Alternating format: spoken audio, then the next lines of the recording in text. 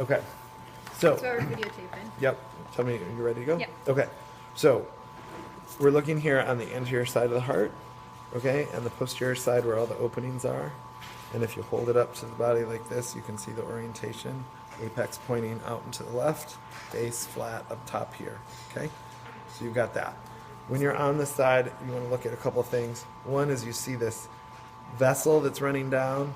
So this is the anterior interventricular between the two ventricles sulcus. It's a little groove, little notch. And in that sulcus is the anterior interventricular artery. So you need to know one or the other depending on what I'm asking about right there. Okay? And you've got your left and your right ventricles on the inside there. Okay? Now you've got your atria up top, right? The auricle is this kind of extra folded over part that looks a little like a pig's ear, which is why it's an auricle, because it's the sound auricle.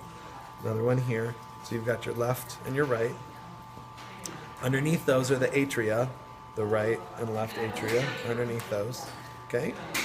And then you've got, and then you have the anterior interventricular sulcus there. If you turn this over, you see there's another one, which is the posterior interventricular sulcus. Then you've got here a separation between the ventricles and the atria, and that's this groove that goes all the way around. Right, this little groove that goes all the way around there. So that's the interventricular AV groove.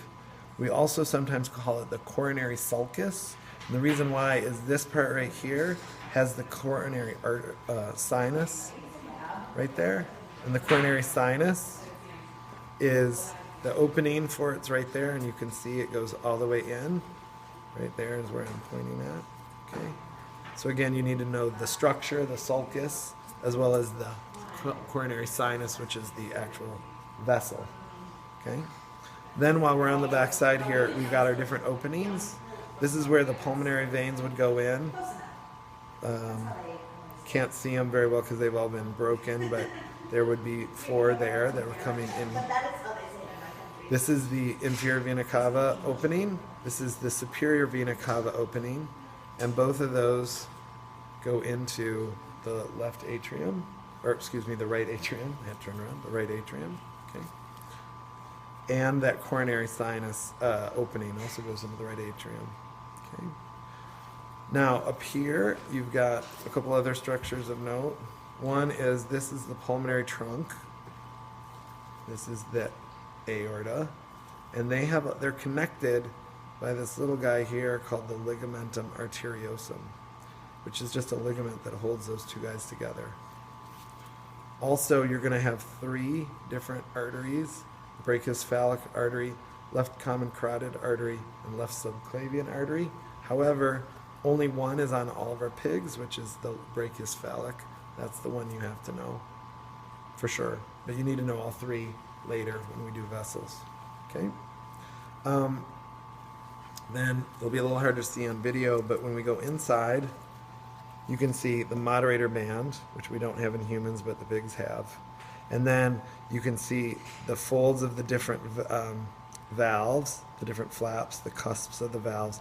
And then you'll see a little tendinous cord. And that tendinous cord, chordae tendineae, and that is always attached to a little flap of muscle called a papillary muscle, and they're kind of finger-like, and they always have a cord attached.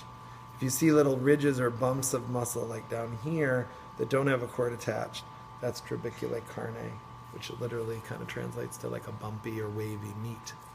And so these little ridges of meat there, all right? And what else? It's a little hard to point at all the different valves, but if you know where you are, you'll be able to figure out what valve it is. If it's between the left and the right ventricle, then it's the left AV valve, for example. If it's at the base of the pulmonary trunk, it's the pulmonary semilunar valve. So those are usually pretty straightforward. If we're pinning something and asking you a valve, you should be able to figure out where that is. I think that's mostly it. I think I went through most of the stuff, so hopefully that's helpful. Okay?